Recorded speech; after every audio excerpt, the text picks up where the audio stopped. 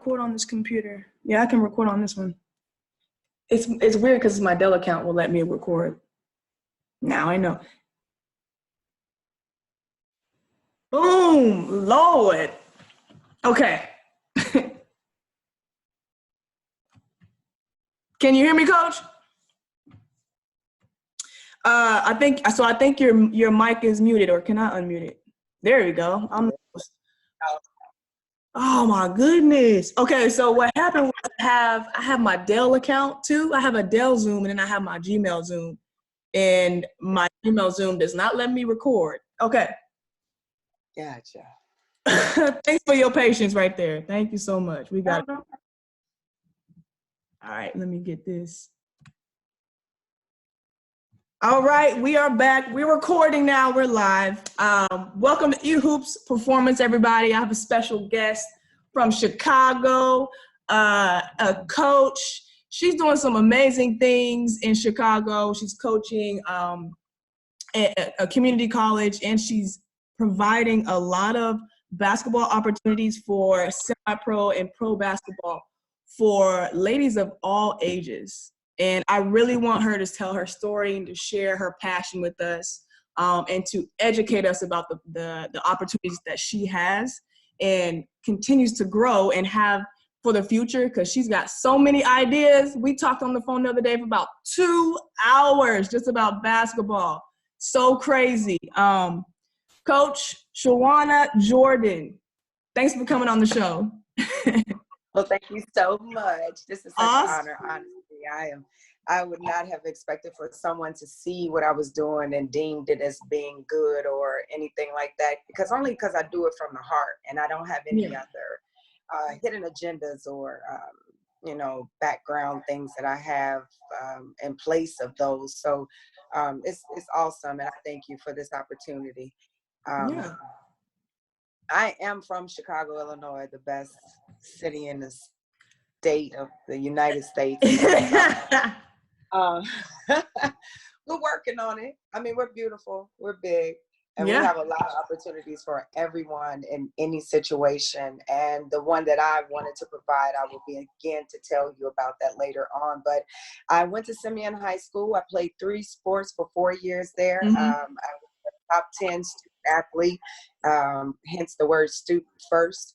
And I worked through that and got a scholarship and played at Northern Arizona University, left there, went to Marshalltown. Final school I played at was at Texas A&M in Corpus Christi, Texas. It was a great opportunity there. It was the first time they had ever had athletics on campus. So I was a part of the women's basketball team there. So it was a really good opportunity for me. And I had a great head coach, Cheryl Estes, and everything just really sparked from her. Everything that I wanted to continue to do on the professional side sparked from her. But as far as my coaching and what I wanted to do in life really came from my high school. My high school coach, Chris Pruitt, who still holds records at the University of Wisconsin. She was a Badger there. She also attended Simeon High School as well. And a lot of things that I saw in her as a woman and what she had to deal with at the school about us not being able to use the gym first, and the men always taking over the gym and we have to go in the old gym. So it was like those type of struggles I saw, and I'm like, man, she is strong. She is standing up. She's making comments about what's happening. And it was like eye-opening to me, because I had never seen a woman be that aggressive, or I'm going to say assertive. And she was like my spark, she was my spark. So throughout high school, throughout college, I played basketball. From basketball, I went and got my master's in physical education coaching from Indiana State.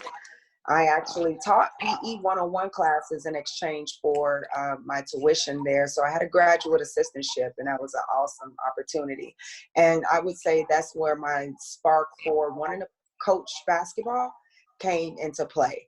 As a player, you have to separate yourself from the game, because if you don't, then you're going to tell your players, when I hoop, I used to do this. Right. So it's like that point of, you have to separate yourself from it, and you have to say, you know what, wait a minute. This is you. this is what you do. So let me teach you on how to be you and work through that. So those were just some of the small things. And I started coaching in high school and teaching at the high school level because I wanted to be there with my athletes. I needed to monitor their academic process, their behavior, give them kudos and congratulations when they've done some good, and discipline them when they've done something not so good. So having that influence of being there was the best opportunity for me. Fast forward, I ended up going back to school to get my master's in sports management from SNHU with a certificate in athletic administration. So I've been coaching and at the high school level for about 15 years, coaching at the collegiate level for about 7 years now, teaching at the collegiate level for about 11 to 12 years. So everything for me is physical education. I stopped coaching at the high school level because I wanted to provide our girls with the opportunity to receive that free degree. I mean, I don't care, don't continue to play. Guess what? You have a degree. And so therefore, you can live your life. Yeah, and that was the most important thing for me. That's what my coach helped me to realize, that even though you may not be able to continue to play, your education is something that can never be taken away from you. And that was the most important thing for me. My coach would always tell us, you guys are ladies first. I don't care how you act out there on that court. You get it. But when you come off, you are a lady first. And that has always stuck with me, being a lady. And that's why I opened up the very first female-focused sports agency in the state of Illinois called Ladies First Sports Agency. And I love the name. I love the name. Because when I saw you on LinkedIn, I was like, ladies first. That's exactly what I'm looking for. So let me look into you. And, by far you really shot my curiosity up, because when I was playing, I was looking for a ladies first agency to only have female athletes, and to really put us out there in the forefront as professional athletes, and really fight for our money and fight for us to, have all the features and things like that guys had. And I was like, yes. So I had to get you on the show and hear about your story and hear about the things that you're doing. But continue. I got happy real quick. Well, that's all right. And I appreciate that, because I know that was the problem. Like, it was women going into these agencies and dealing with these men, and they're like, oh, okay, well, you're good. You can play. You can possibly make it. I got this guy over here. I'm about to make about $80,000 off of him, and I can probably make about $8,000 off of you. So I'm just going to wait and put you over here for a second. Right. And that was one thing that was so disheartening to me when I found out about how that process goes. By no means was I ever, able to go, because I tore up my knee really bad, but it was just more so the process. And I wanted to be the person that stood up for our women and help them get the contracts they deserve, be in teams and positions where they're comfortable, and not where agents are just trying to get money off of them, but make sure these women are mentally, physically, and secure in wherever they are. And that's the most important thing. So within the agency, we promote, yes, every female that plays any sport that's professional and you can receive a paycheck for, we're going to make sure that we find the means for you to get over there to it. Nice. And we also offer a agent training course. What happens is a lot of these agents, they pay this tremendous amount of money to become agents, to receive their license. Once they receive it, there's no professional development. There's nothing for them to go off of. Lots of them have no clue where to start. How do I market myself? What do I need to do? What type of obligations legally do I have to my clients? And, they're just all like, oh, I'm just thinking about this commission. But within our sports, with our sports agency, we're not allowing our agents to do that. After you apply for your license through licensure through FIBA, because then we can't grant that. So we make sure that when we're done with that, you come straight to our courses and you go through creating a client list, marketing yourself, making the connections. How do I even get and connect with overseas teams and coaches? And that's been what we wanted to provide for agents, because they don't have that knowledge at all. And we're looking to sign some top women. I mean, we really have lots of agents and jobs that are available. My vice president Angelina Williams, former WNBA, current overseas professional. Hooper. Yes, I know. We played in Puerto Rico together. Who was that other Williams? I'm like, who was that other Williams that's killing it? I know her. Oh Lord, let's go. Yeah. Angelina can Yes, go. I've known Angelina. I've known Angelina since she was 13 years old. That does tell my age a little bit. But, I mean, I've known her for a while. Her and my sister, Constance Jinx, you know, they played competitively against each other, and it's been like just great being around them and seeing the opportunities that they've had as well. And so within her, she knows a lot of people over there, and she knows she has the contacts. So that's great for us. But that's the main purpose, is that she's there, she's been there, she's done that. So now she can give that same leadership and experience over to the women and how they need to handle themselves and what they need to do to get over there and stay. Because staying is the hard part. I mean, I feel like the hardest part is getting over there, but I think once you cross that barrier, staying is the hardest part. Staying and then keep continuing to climb the ladder in terms of better teams in the country that you go to, and then better teams just in any country. Yeah. Oh my goodness, that is the most difficult thing for me. And I know even missing 1 year makes it seem like you're retired. So it's really difficult over there. And we want to make sure that we're preparing agents and we're preparing the women with that. Now, within the sports agency, I do have a sports division. Ladies First Sports is the sports division of Ladies First Sports Agency. I own my own league, the IPWBL, which is the Independent Professional Women's Basketball League. I own all 3 teams within that league, the Chicago Breeze, the Indy Bandits, and the Memphis Blaze, which is just starting 2020. My Chicago Breeze is entering its 4th summer, and my Indy Bandits will enter their 3rd summer come next year. They're all sister teams. They're all sister teams because I'm the mama and these are my babies. And I make sure that everything that they need is provided for them. That was one of the reasons why I really stepped out of other leagues. I coined the term one voice, one goal. When you have too many hands in the pot, it starts to have a different taste than what it was originally put out to be. My intentions behind this is not to run this as a business, but to run this as a family and to make sure that everyone gets the opportunity that they need. I will continue to work and do what I need to do until I can gain sponsorship and all of that good stuff. But right now, those things come from me. So I know what it feels like to have these things not happen. And with other leagues, I feel like those things were happening out of my control. If I was in control of things, every team would play. So that's why I got out of that and said, I'm gonna own my own league, own my own teams in a league. I'm gonna continue to create those teams, and I'm just gonna have it all out for our women. I also have a professional women's volleyball team called Match Point. There's no one doing anything for our women.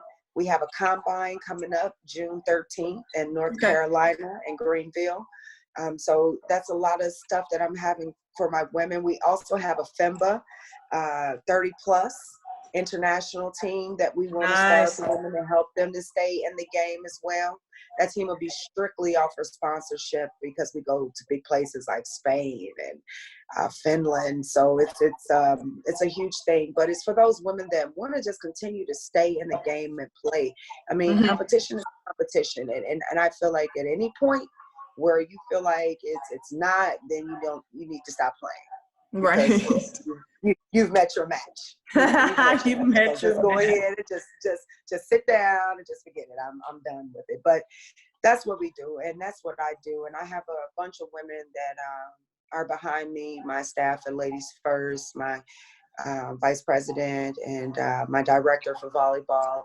They have all been there to help me, and they believe and they support my vision, and that's the most important thing. It's hard for you to see what someone else wants if your heart isn't in it, and I can honestly say their heart is in it because they see things sometimes before I can even envision them. But this opportunity that I like to provide and want to continue to provide for our women, I will make sure that I can do whatever I can do to keep it going. Okay. Awesome, awesome. I wanna ask you because I know there are some people that have a similar passion for basketball like you do in their own respective cities and states. And talk more about the process of behind the scenes, of having the idea and the passion that you have for developing the leagues, basketball and volleyball, and just mentally what it takes to step out there and say, go from the idea to like, I'm gonna do it. My first step is to kind of, let me see, can I build a team, or can I find sponsorships? Can I find a gym? Just talk about that process for you, when that started. I know you have your Chicago Bulls for 4 years or a little longer. Let's talk about the process of stepping out there and just trying Mhm. to. It's difficult. Yeah. First, you definitely have to have courage. You Mm-hmm. have to have the right mind frame, in the Mm-hmm. sense of not where oh, everybody's crazy, so you gotta have crazy. No, you Right. really just have to look at everything around you. What isn't being provided? Mm-hmm. It, don't think about what we have, what we can give you, but what aren't people actually doing to make this work? And that's how I go. I will watch someone else's idea. Oh, that's nice. Oh, okay, they did this. But the intentions behind what they're doing is different. I Mm-hmm. want $1. Oh, I need this money. Or do you Mm-hmm. know how much money this can make? That never enters my mind. That never enters my mind about how much money I can incur from this event. I Right. don't want that. My thing is to see another woman happy and to see her smiling and to know that she's going to move forward in her life. So with starting my team, the process was just simple. You generally just start to look for a league that you want to play in, or a league that you feel will be helpful within your area, that will get women the opportunity to not only come out and play, but also be a part of the community. These are Mm-hmm. the same women that live in that area. So believe me, everyone knows that she hoops, and Mm-hmm. what she's going to do, or what she's capable of doing. And that support and that backing is just the most that any woman could ask for, in her own community. So within that community setting, I look for areas of where there's more basketball being played. Yeah. Um, for instance, on the south side of Sherwood Park, for instance, women go in there and they hoop maybe 2 to 3 times a week. So if I go over Wow. there, I know for sure I'm going to find some women that hoop, and then I can find out, like, what are y'all looking for, or Yeah. what'll be conducive to your schedule, because we're all mothers, we're Mm-hmm. athletes. Some of us are mothers, and some of us are caretakers, so we have responsibilities as everyone else, but as mothers and women more so than Mm-hmm. any other male counterpart. Okay, but I just want to say that. But it's more so of what I'm finding out what they don't have, and I want to provide that. I found out that a lot of women didn't have the support, meaning that they didn't have the monies, and that was it. I don't have the money to buy a uniform package. I don't have the money to travel. I don't have money for this.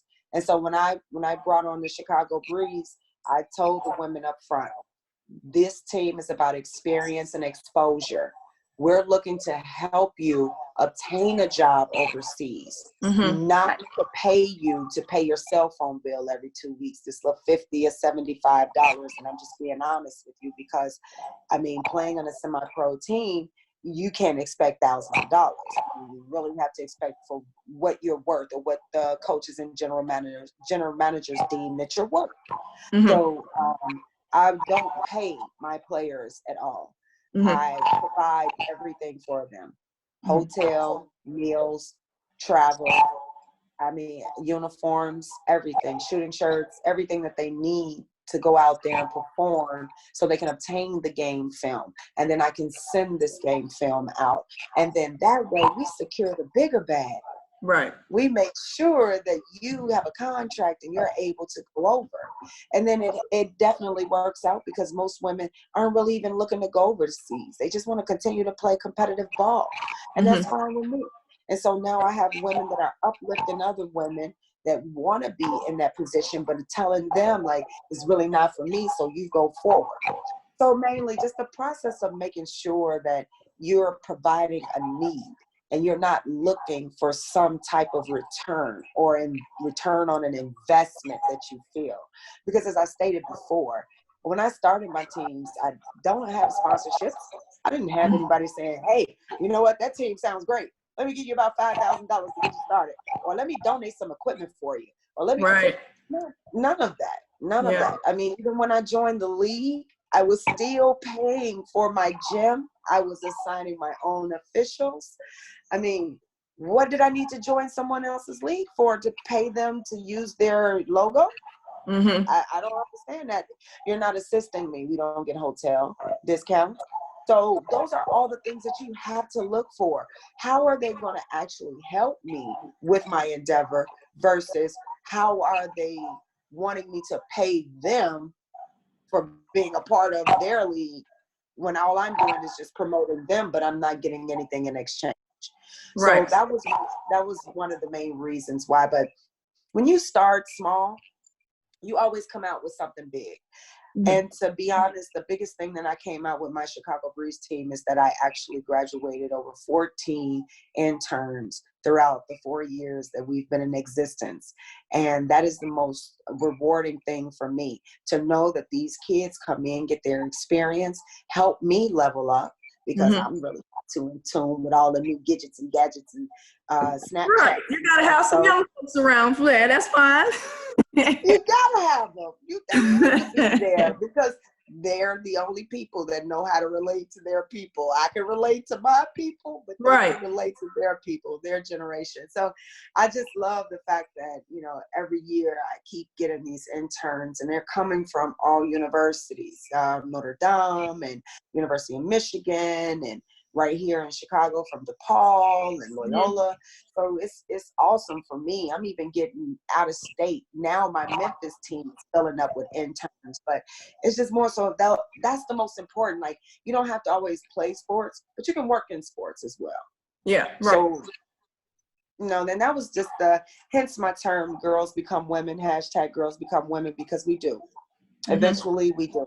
And every step that we take in life matures us and pushes us that way. And that's more sort of the reason. But the process in starting your own entities starts in you. If you do not wholeheartedly believe that it will work, then it won't work. You have to have all the confidence in you. And you can't look, I'm a very humble person, but I'm also prideful. So I don't like to stick my hand out for much. I'd rather go get 4 or 5 jobs and delegate these funds for this or delegate these funds for that, just to make sure that it happens, because that's what's most important to me. I don't look for that investment or return on my ROI or whatever. Like, I mean, it's crazy, but it is how I feel. And I feel like every year I get better. And every year someone notices and recognizes, hence what you've done. And this is like an honor to me, because I just feel like I'm a regular old person, you know? Like, I'm just doing what I'm supposed to do. And I don't feel like I deserve any kudos for it, because it was done for me. Right. I agree. I really wanted to touch on the intern part. So I love the fact that you have interns. Are most of those male or female, or do you have a mix? There's always a mixture. I get more of my female interns that come in that want to do the marketing, the PR, the social media. And I get a lot of the men that want to come in and do equipment manager, facilities manager, sales, ticket sales, and media guide sales. So I have a few, and then they want to come in to do play-by-play, radio broadcast, and things like that. So I get the majority of the men that want to come in and just do that type. But the women that come in, they want to be a part of this thing. They want to make it run. What do I need to do? Whom do I need to contact? Because this is what they are going to school for. And I want to make sure that they're getting that experience. And it's firsthand, because I'm actually showing them the things that I'm doing, but they're actually majoring in this. Right. And so they may have more book knowledge than I have more on-hand experience. Yeah, actually in the field.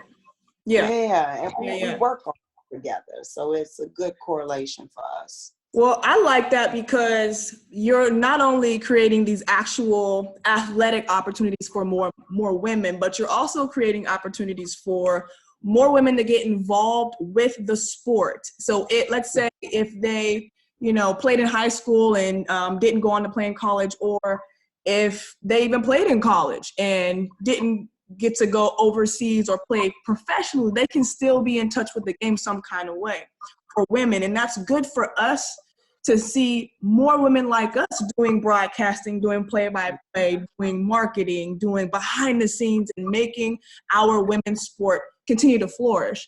But then you also have men that are involved in our game and investing in the women's game and caring about the women's game. So I think that's awesome. I think that's great. And I would love for women's sports, it's crazy because for women's sports to continue to grow, we do need men's support because I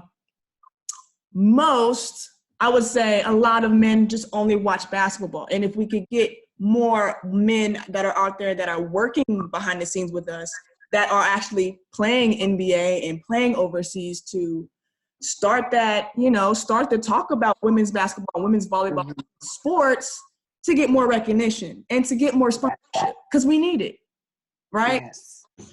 And it's I hate saying it, but they have a lot of power in helping us do that. They got a lot of money. That's all they have to say is say something. Sometimes. Let's just talk about their money. You got the money, right? So that's all. That's what we need to continue to have. Even their daughters have an opportunity in the future to do what she wants to do in sports. And maybe she loves sports all her life, but she wasn't able to play ball. But she is somebody that can carry the torch for us in some kind of way with our marketing, with our just everything on behind the scenes. I love to see also the flip side, female referees finally getting we've been refereeing in the NBA, in the semi-pro, and finally seeing more women being kind of granted these opportunities to granted these opportunities to coach and be assistants in the semi-pro, in the NBA level. I think we're gonna see that more. We had some WNBA players to actually be first in that, and some other coaches. And also, I just love how some of our WNBA players that are retiring are going right back into the sport. Yes. Tamika Catchings. Yeah. Right. So she's in. So what? Do you know her position? I know she's. Well, she was for the Indiana Fever. Right. Yeah. I thought she was VP, and then they hired a new coach, and now she's the GM. Right. For the she's moving up. Yeah. She went into that immediately, and I love seeing Rosalind G. She's it's her last name is Gold something, but she's a announcer for NBA games, or she's an interview. Oh, okay. Games. I think she works. She's in California, works a lot with Warriors, but she bounces around. But she's definitely on there. She went to Stanford actually and played basketball there. Nice. But yeah, Lisa Willis just got the job with the Knicks. I'm trying to get her on next. I'm trying to get Lisa on next. I follow her on LinkedIn. I like how she posts. I love it because her posts are very encouraging, and it's about. I love to see males. Just the incorporation of males having a female coach, and they loving it. They're loving it. Oh my God. She's really being impactful. That's amazing. That is amazing. It truly is. It truly is. And Go ahead, Coach. Yeah, no, I was just going to say that I just love to see when we're able to show men that women can coach as well. Like Right. not taking away from Pat and, you know, the greats, but I mean, just now we can step into your game and we can show you that the basics, the fundamentals that we do need to be a part of your game, but you need to also step it up a little bit, you know? Right. So it's more so of showing them our expectations instead of them giving us their expectations. I like that. I like to see that because there's not too many women that can step in the 6-7 man's face and tell him, you playing soft right now. You playing soft. Look it up. You playing real soft. You playing real soft right now, you know? So it's like, what can you do? And then be like, yes, coach. Yes, coach. Like, yes, coach. I got you. You know, so like, I love that because, I mean, we do it to each other and that's how we get ourselves pumped, you know, and that's how we push.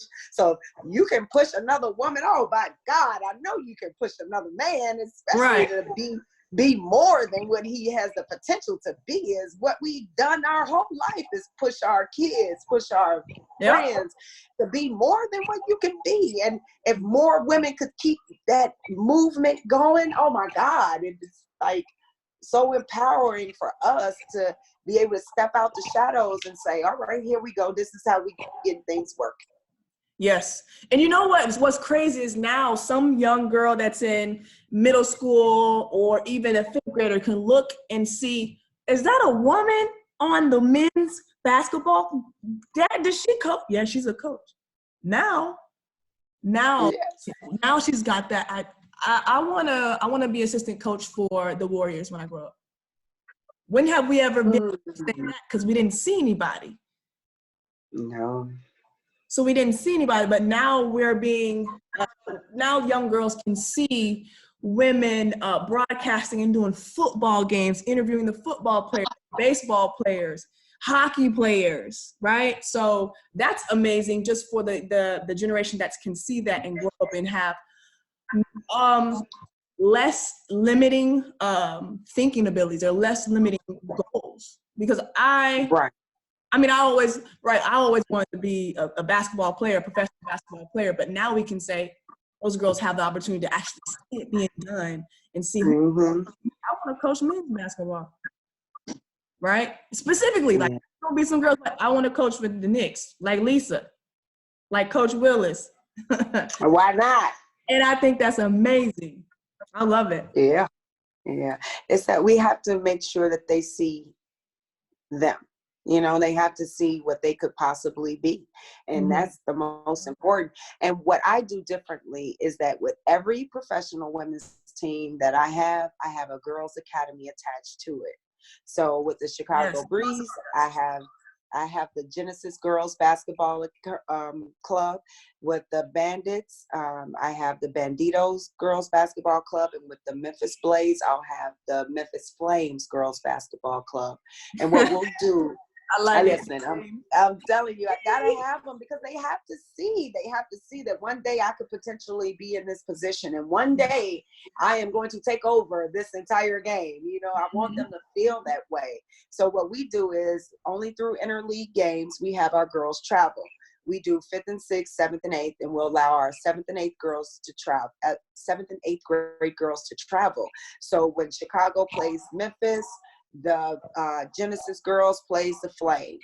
And so that's a girls game before the women's team plays. Because I want our girls to get used to playing in front of crowds or being around people that they're not used to being around and seeing what it looks like. You know, that's so good. That's so good.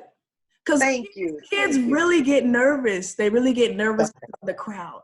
And like, I never got nervous of the crowd when I was younger that I can remember, but some kids do. And you can't take that. Yeah. You cannot. Like they feel like, oh my God, I'm about to lose the ball. Forget it. I don't want to go. I've seen it a million times. I mean, even if we're just in open gym type setting, the women that's sitting around and watching, they get nervous. Like, oh, she good, and she gonna critique me, and I know she gonna tell me I did something, so I'm about to go out there and make every mistake possible. Every mistake possible. Just because I'm nervous, you know? How old are they? 7th and 8th grade, so they're about 12, 13, 14. 7th and 8th grade. Now, is this the first time some of them are actually playing ball, or have they been maybe playing ball 5th grade, 6th grade too? Lots of them have played 5th and 6th grade, but we have a lot of them that are developmental. Mm-hmm. And we don't turn any of the girls away because we know how that can be crushing and damaging. However, we do tell them about the skill development and the things that they do need to work on. Right. And we help them with working on those things. We host free camps, fundamental skill camps every Saturday morning at Trumbull Park. We haven't been doing because I've been in season. And but we're going to get back to it, and we're going to start offering that in Indiana and in Memphis, and making sure that the girls getting that skill development. So when it comes down to joining the clubs and they're being a part of the clubs, they're nervous and they're ready to go. So it makes it better for the girls, the coaches as well, because they have a set game plan and they want to make sure that the girls are adhering and actually retaining the information. That's one of the problems. Like, our kids don't retain the information. They just go through the motions and try to figure it out that way. But you know, our girls, they are getting better with playing around a lot of people, and especially in the practices that they have. So they're working through it, but I just got to get my team in Memphis going. And once I get that team in Memphis going, I should be great. Okay. Yeah, I think that the girls' league is very, very good too, because you're getting them started. You're getting them experience in front of big crowds. The people that come to watch the older ladies, they're probably getting there a little early to see the young boys, see who's going to be next and coming up. So they're getting used to, you know, that type of environment. So when they get to 9th grade or sophomore year, it's not such a shock, because high school kids still get nervous because of the crowd. Like, it's just different. I always think about how I felt too, because I wonder what kids are feeling now, and try to compare it back and forth. But I was a bit of a different player, but I always ask, I look at the gym and I ask these kids, the ones that I know, like, how do y'all feel? I ask them like a lot, just so I can kind of stay in touch with how they're feeling and how they think other girls feel, because they all talk. And so I want to know how y'all feel, so I can share this with other coaches and how we can help. So I'm loving the 3 teams, your league. I think that's amazing. And Chicago, you know, that's a mecca of talent. You could probably find a girl that ain't touched a ball, put her on it like she a junior, put her in the post, and she'll go ham. We gotta find her a scholarship right now. Like, how much it happened in the East Coast right there, in Midwest. So talk about, I want to get into your volleyball too, in the, what is it called? FIMBA. I was taking FIMBA. But I want to ask you, from you seeing all these different levels of basketball and coaching, you know, today, what is being taught in other high schools and colleges? Talk about what is being taught that's great, and then what are we missing? What are we missing for these high school to college and just older? And as far as skills and just being able to play basic basketball. Now we don't have, you're not supposed to be playing the fancy so early. Just play basic basketball. Catch, rip, and go, right? That's what I expect. I don't know what anybody else expects, but I just expect that. I don't, honestly, I can tell you that more team camaraderie is being taught now. I feel that the more coaches are telling players, stick together, work for each other, you know, play through the hard parts with each other. She's tired, you're tired, everybody's tired. Let's do something and finish this game. But it's so much that I can say that's not being done. As a college coach at the Kennedy King College here in Chicago, I'm saying that a lot of our girls, for one, are leaving the state because there aren't well, we have some great schools here, some great institutions, higher education institutions. However, they're going where the popularity and the fame is. They're not really thinking about how they're mentally and emotionally going to pan out or work there in that environment. I think a lot of it comes from I hate to say it, but they want to be more than what they are. And a lot of the girls that leave aren't that talented, and they aren't great nationally. And they go, and they don't do well, and then they come back. But I'm gonna tell you what's going on in the high schools. That what I'm getting from these high school players, there's not enough fundamentals. Yeah, I agree. A basic layup, go out off your inside foot. Right hand go up, right leg go up. Left hand go up, right leg. I mean, hey, I know. Like, that's the basic. I mean, triple threat position, that's gone. They don't realize that. I mean, a triple threat position is crucial, but they don't know how. Skip passes. Skip passes. Our girls aren't strong enough to get that ball across the floor into that corner in the gap, Yep. So it's a lot of things. I think like basic things about basketball and giving them the IQ, fill the open spot. Yeah. If you're not on the ball, most importantly, like 2 ball passes away. No, you're on weak side. It's either 2 passes away or 1. That's it. You're on the ball or you're off the ball. Whoa. It's like it's one. You can't be both. I just want you to know you can't do both. Yeah. So I think that it's no more real basketball IQ. Just even open gym setting. I know I must move without the ball from space to space, flash. And I mean, it's like those things that I feel that are being missed and not taught to our kids. And our girls are learning how to do Euro steps when they're still jumping from the free throw line. Yeah. Yeah. Yes. I think that those are a lot of things that are missing. Yeah. And I want to cross somebody over instead of doing a basic hard cross, change of direction, finish without the double pump. What they call it? The jelly? They do the jelly? Yeah. Thank you, because I didn't know what it was. You hear me? It looked like jelly when it rolled off the rim. You're going to be right back, coach, at the end of the bench. Jelly. Come sit right here. Come on. Jelly. That's your nickname, Jelly. Come on. But it's more so of them wanting to show out and be on the highlight. The difference was that they have social media now, and we didn't have that. And so we didn't know what other maybe moves girls were doing or women were doing unless we actually saw it, or we actually was at the game and we saw them doing warm-ups. But we know, God forbid, they never do that in the game because coach will bring them out. So things like that.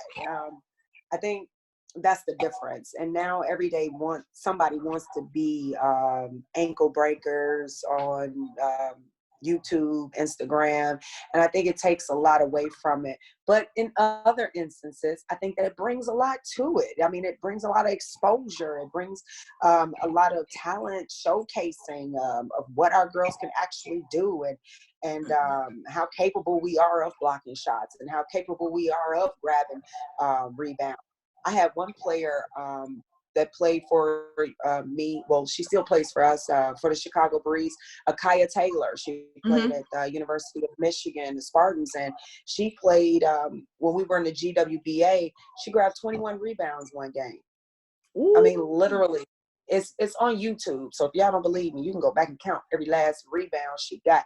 Because I'm gonna tell you, I didn't believe it. I'm the owner. I watched the game and still didn't believe it, and had to go back and watch it on YouTube again just to make sure I saw what I saw, because it was unbelievable. But it was just more so of her determination. If I don't score a basket this game, I'm not a basket. Get rebound. That's just like get rebounds. points. That's just like 20 points. And you can say you got 40 because you either put it back or you pass it right back out for somebody to hit a bucket. Yeah. When I teach kids, I try to make sure they know that it's not all about scoring. If you will just lock down and play defense and be annoying pests in somebody's face every minute that you're in, you'll find a scholarship. If you can snag 12 to 21 rebounds a game, you're going to find a starting position and a scholarship. Believe that. Handle the ball, keep your dribble as a point guard, and deliver on time, you don't have to score one bucket that whole game. You can probably play in the first 5, play in the first 7, and play a lot and get a scholarship. So it's not about being this offensive player only. No. Now, today's game, you have to be able to catch and shoot and be, you have to be able to score, right? So that can't be like, let's say 1 out of 10, team being the best, the high skill, one being low. You can't be below a 5 in catch and shoot or in layups. You can at least get 6, 7, right? But then what's that one thing that you bring value like nobody else? Find a spot, right? So we don't have to focus on I gotta score when that's not even my natural thing. I get boards and I throw bones. I can read, right? So what I've been trying to tell kids is that when I go speak to teams is to figure out middle school, high school, especially right now, figure out what you're good at naturally first. Like, what do you play in the game and you just not even trying. You got like 8 rebounds in the first half. You got 12 rebounds in the first game, but your mind is on scoring. But you came out with 12 rebounds. That's something natural that you do. Go in more and let that speak for you. Let that be your brand and the value you bring.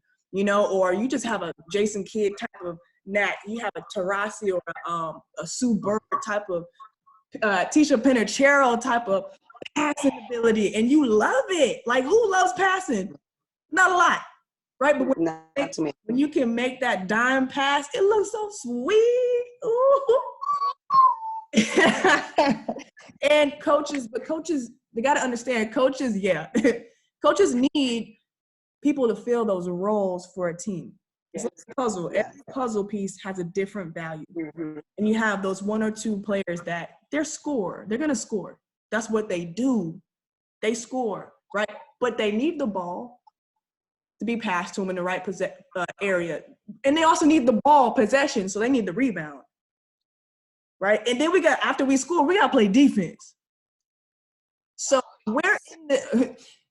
figure out somewhere that you can give value on a team. If you're not getting playing time, what is your coach always yakking on about? Y'all not playing defense. We're not rebounding. Okay, she said we're not rebounding. I'm about to get these 6. When I get in for 2 minutes, I'm about to get 3 rebounds. I'm trying to figure this out because I need some playing time. That's all. I need to pick this up. I need to pick it up. Coach, wait, the simplest thing. When you want some more playing time, right? And you have a team that doesn't know the plays, what can you do? Get on the court, know where you're supposed to be.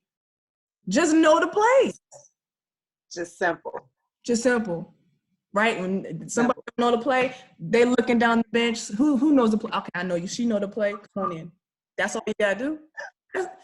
I'm saying, just like the game is easier than what we make it, and I just think we need to help them realize that. And one of the things I want to do in Austin, Texas, is try to get going with these small sessions and build them up to where we just talk like this, really real life basketball. And we're talking to the girls like this, and showing them film and showing them different players that this player can't make a bucket for her life, but guess what? Why is she playing? She gets towards a game. That's what she clears that pain out. She's always in the right position defensively. That's it. And our girls don't understand that about the game. And I think if they could get that from a lot of different places, their school coaches, summer coaches, even parents, like know those different options and help your kids understand that you're not cornered into just being a scorer. Right, and that's yeah. I was just gonna say, but that's normally what happens. I'm of course a coach and a parent. My son is 9; he'll be 10 next December 23rd, next Monday, the following Monday. But yeah, like he's a big boy. 2 days before Christmas, him and his father share the same birthday. What? Oh no, you got a lot of trouble to deal with. My pocket is always flat. It's always flat. Okay. December flat. It's flat. Okay. But I know as a parent, I taught my son basic fundamentals. I always made sure that he knew how to dribble through cones or just doing the small things. And when he got older, I made sure I let him go to those other people because they could teach him more complex, other coaches, meaning like he has to get used to dealing with other people. But I think a lot of times our people fall victim to the fact that we're not listening. And when I say our people, I mean women. We're not listening to what's being taught, or we're not giving what's being taught a chance to actually marinate and work. And then we are given instructions and we don't even listen to the rest because we just assume that we know what the coach wants. And I think that's what a lot of our players do.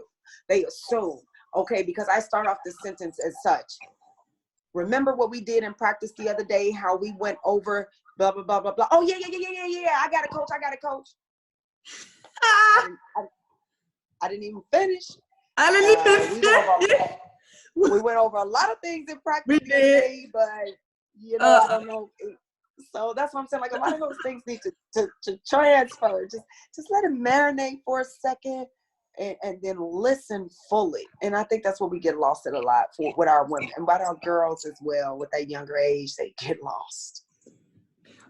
Coach, what is your opinion on 6th to 8th grade middle school basketball,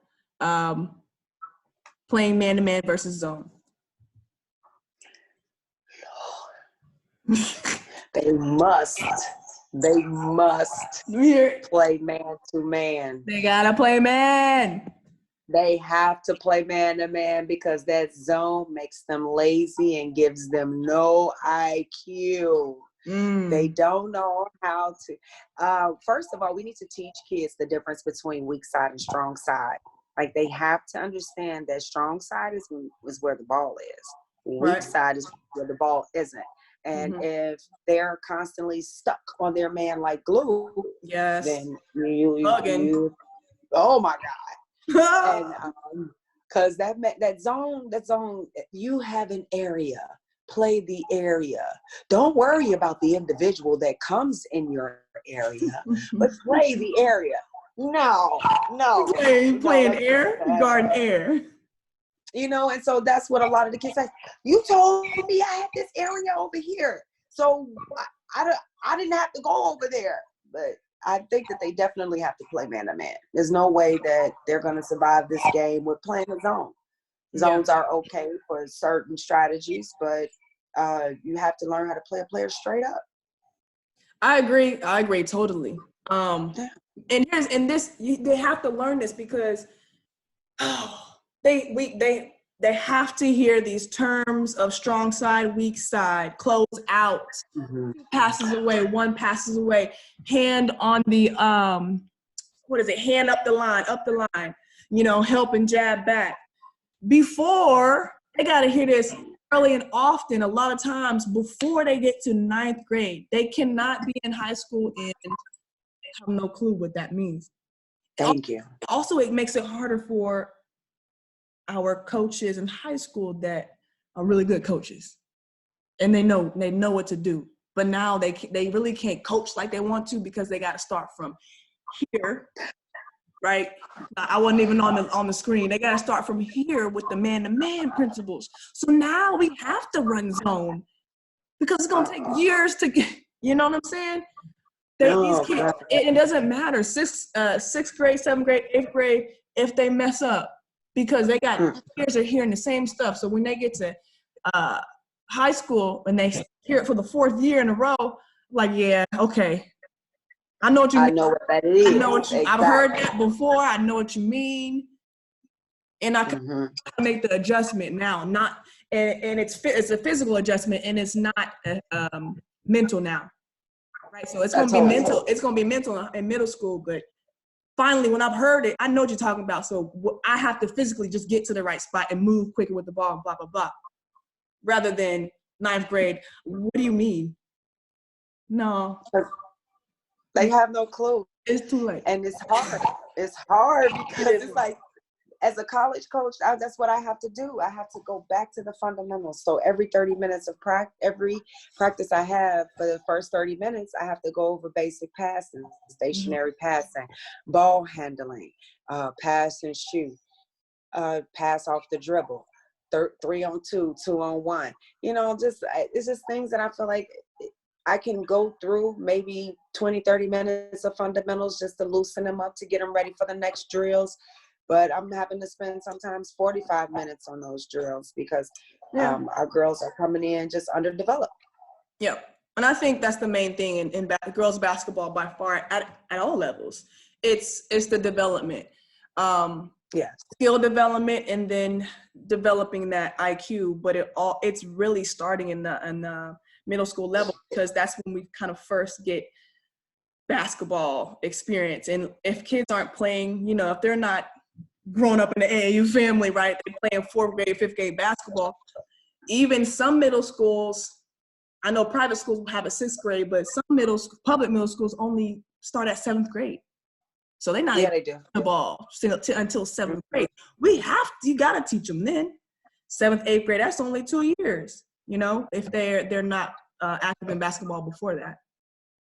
Yeah, and then it's hard for them when they get in high school as well, because those coaches aren't really looking at them, because they may be body-wise big and strong, but freshman skill development.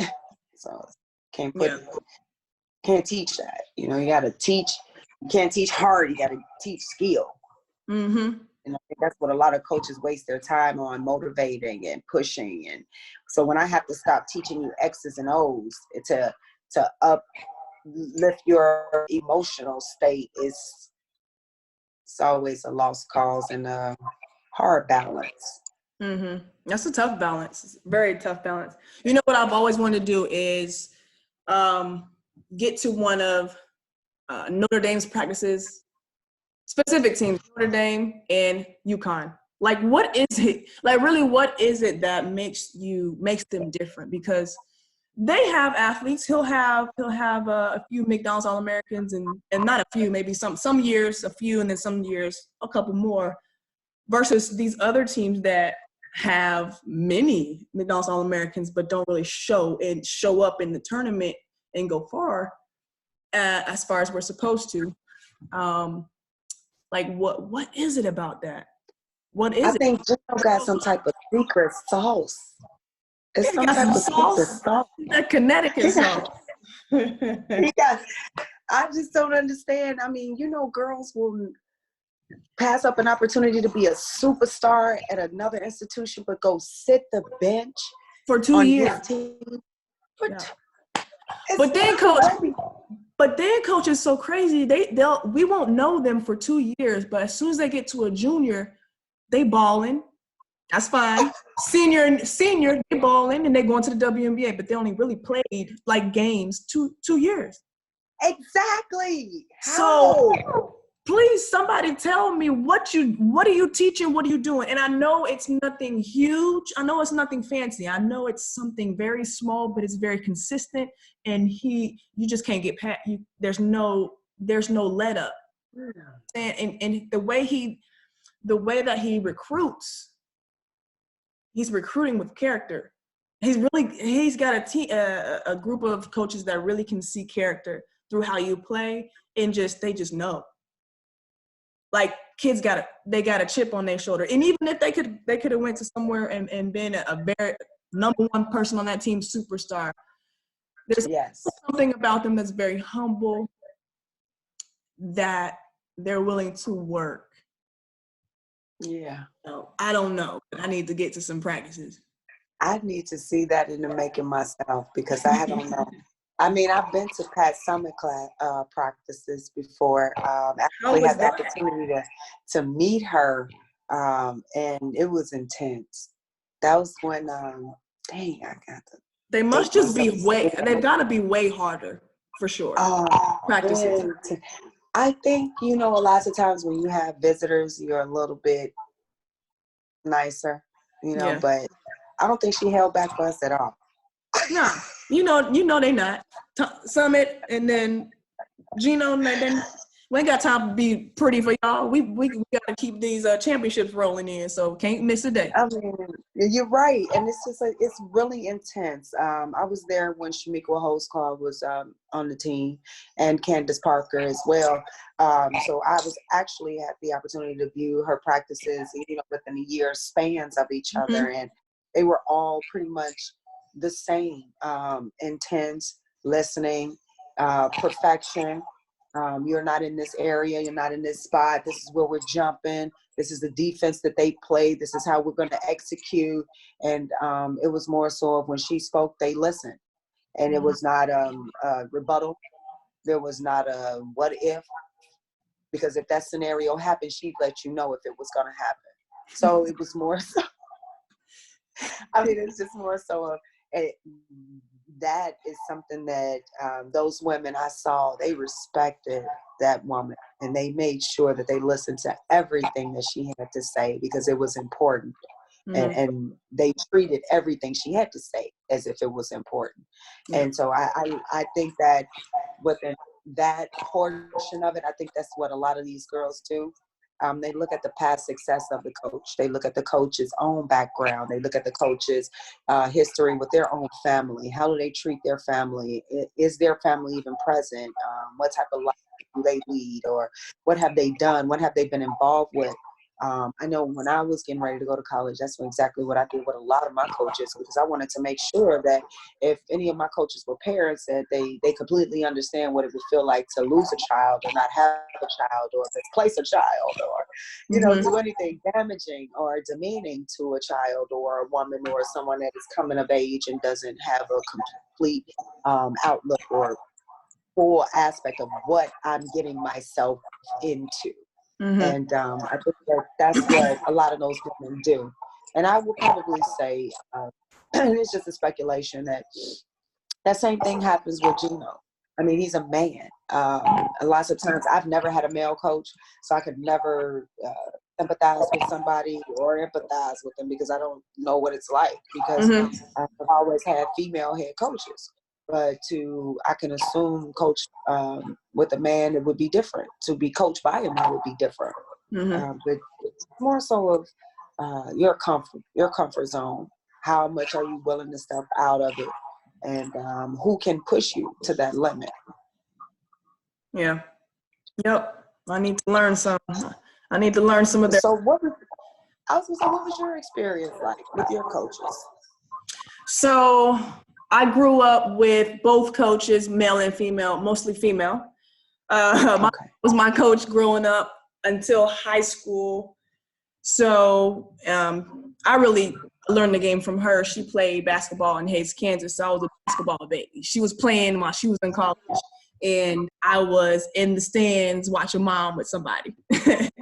So I've always been around the game, but she coached me rec ball, she just started putting me in a lot of sports, and she put me in this basketball maze it was like, one of those like, what is it? Like a skill maze thing where you had to dribble around cones, pass the ball. Yeah. Stuff like that. I think that's one of my first things of basketball I did. And I won in the little town that I was in, but I mean, wasn't no competition, but I won. And I just always loved playing. So my first male coach was an MAYB team in Kansas. So back when MAYB was hot, it was in Texas, Kansas, Nebraska, kind of mid-America. Coach Heim, He was good. He was a great coach. Always had a Hawaii shirt on and like a little hat, a little old man, but he knew basketball. And we were like the best girls were kind of around Kansas for our age. And then I had another coach. When we moved to Oklahoma, I started playing with this AAU team. I had all male coaches on that team, and they took really good care of us.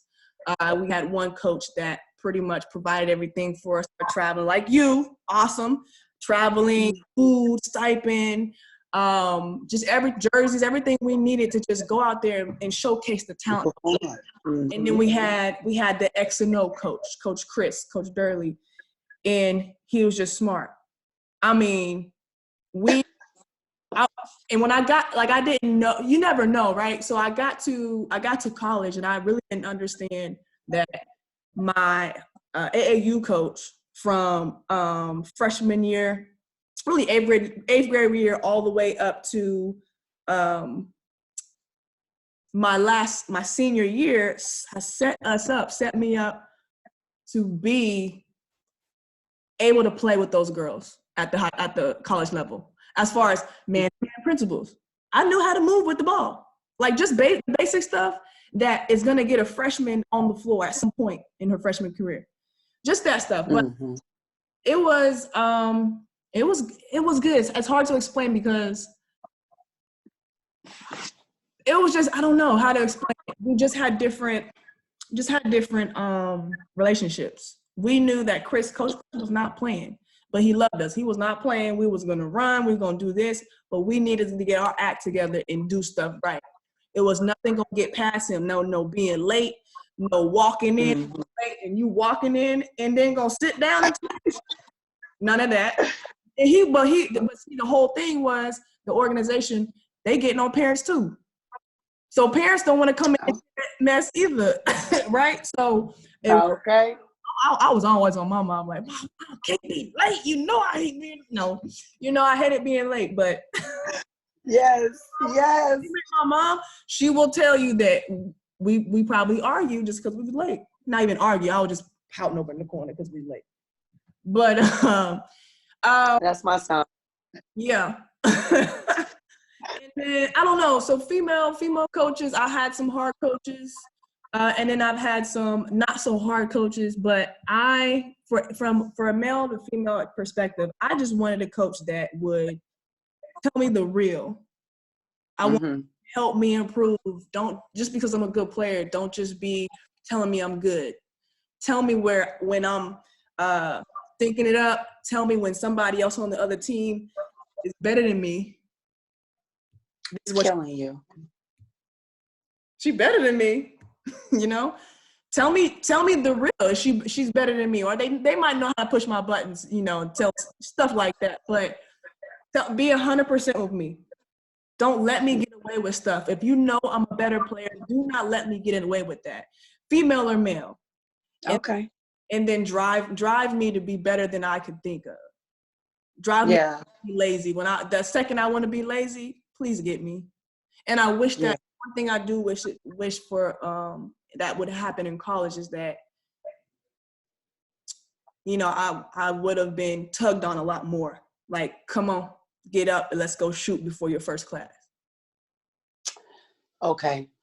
I can understand that. My head coach, anybody from the staff, I wish they would have reached out a little bit more. And I know it's extra. It's extra effort, but somebody would have been like, hey, come on, let's go shoot before your 8 o'clock. 8 o'clock? My 8 o'clock class, you want me to come shoot? We just got in the house from study hall at 11 last night. You want me to come shoot? Yes, I wish somebody would have did that. Because that would up for another layer of commitment going into my career. And then pro career, I have a female coach. I did not. I had assistants, but the male coaches were male for the most part. So I had a lot of male coaches. Pro, I had a lot of male coaches. I had more female growing up in college, and then both in high school. So I had a good mix. And Most of them were good, were very good. And I learned, you always learn something, can take something from some coaches. I had some coaches that I really didn't get along with overseas. I didn't agree with their philosophy. But you have to be respectful. And if you want a coach to know that, hey, this is not going to work for the team, you have to do what they're asking 100% and make it, do it so give it everything you have to make it not work, if that makes sense. But if it works, you gotta go with it. You gotta go ahead and just win the game. Let's go. If that makes sense, you know? Yes, it does. Don't try to not make it work, but you gotta do it enough so that if it's not working, they gotta see it. That's it. I wish you could have told my players that try what coach has to say first. You have to. You got to. I mean, because if I tell them that, I tell them just okay. If what I said doesn't work, you can go back to doing whatever you want to do. But just give it a try. You got to go 100%. You can't like, oh, I'm trying 50%. No, because first of all, coach gonna say you ain't doing it right. You only going 50% speed. Stop playing. You in my head right now because that's what I do. Yeah, you ain't even trying. That's not what I was talking about. That's not what I was talking about. That's not what I was talking about. No, that's something different. Do something different. You know, it's like with our girls, it's more so making sure that they comprehend. A lot of our girls, our comprehension level isn't there. And when it is there, it's the lack of work ethic. It's always a give and take sometimes, but to rarely find a girl that has both is a superstar. Like I can just see it in the making, and that push is what they need. And that's funny that you say you wish you had your coaches to tell you to get up and do it more. Nowadays we do. You know, we tell these girls, get up and go shoot. Come on, I'm in the gym today. Get up here and shoot around. They don't want to do it. Yeah. You know, they don't want to do it. Oh, I got something to do today, coach. Okay. But they come back the next day in practice and they are beautiful. They got their hair done. They done got those eyebrows. Yeah, the eyelashes, the butterfly wings, what I call them. I tell them, I say, you too fly for me. I don't know how hard you gonna play today. Right. You can't, you're not going to be able to sweat. Why you going to do that? I love pretty ballers. Believe me, I love them, but I love gritty ballers too. So I would prefer you to be gritty than pretty right now. You can do that later. You know, you're lady first. Exactly. Again, lady first. But I need you to get out here and get a little reckless out here today. But that's why I even coined my term, my hashtag, athletes not tomboys, because you know it's not a phase.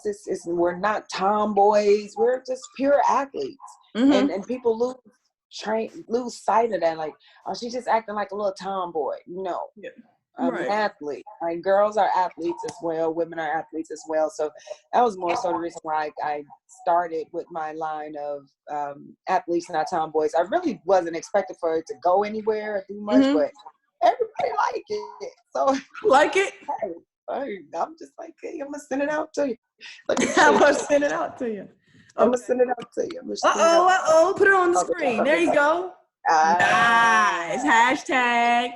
Y'all use that hashtag. I'm gonna like that. I like it. But I'm gonna get you one. I got to send you a couple of them, you know, so you can have them in. And but I keep forgetting you're in Austin, and I used to live in Austin too. I live in San Marcos as well. Because, you know, I went to Corpus Christi, and I'm in Corpus Christi, so it's coming straight up that line. And my best friend played at TCU in Dallas, so it's more so I'm loving Texas. Okay. So I make sure I'm getting back home at least once a year. Every year I get back to that heat. She said to the heat. Make sure when you in town. Yeah, it is. It is. It's cool right now, so we got a little bit of breeze and cloud in this, but yeah, it don't last too long. But Coach, I appreciate you getting on the call with me and sharing your story and sharing your thoughts and all the opportunities that you are creating. You know, where can people find you and find more out about you on your social media? Where are you at? Well, we're at ladiesfirstsportsagency.com. Nice. We are also on Instagram. We're on Mm-hmm. Facebook. Honestly, once you go to the website, you'll get the link to go every other Everywhere. place that you need. Okay. I have every page on there for the league, the women's teams individually, and then also the volleyball as well. And you can also register for the combine coming up in June for volleyball on the site. So Ladies First Sports Agency, and that's 1ST, so the number 1 first ST agency.sportsagency.com, and everything you need to know is on there. Awesome. Even how to contact me. There you go. There you go. Any last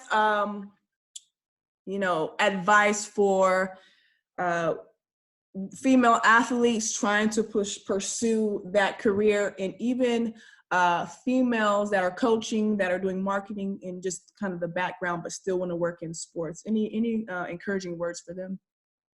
Just stay on the grind. It's more opportunities out here than you think. Always network. Networking is the most important thing, and make sure you use the social media, the apps, whatever programs that they have out here to network. Once you network, but also protect your intellectual property. Don't tell everybody your entire idea of what it is you want to do. You can give somebody a ballpark idea of what it is you want to do, and then you can help them. They can help put you in the right direction. But stay on the grind, network, keep your big intellectual property to yourself, and then continue to be good. Just do good in the community, and all good comes from that. Okay. I appreciate that. Well, thank you so much. I hope everybody enjoys this. I know they will. And actually, I want to sit down with you and kind of do some more specific talks a month on just specifics, and maybe even games and certain players of today, WNBA and all that, and college players. Talk basketball. Yes. Let's do that. All right. Let's do it. Thank you, Coach. Have no problem. Thank weekend. You. Okay. I'll be in touch. You as well. All right. Talk to you soon. Bye. Bye-bye.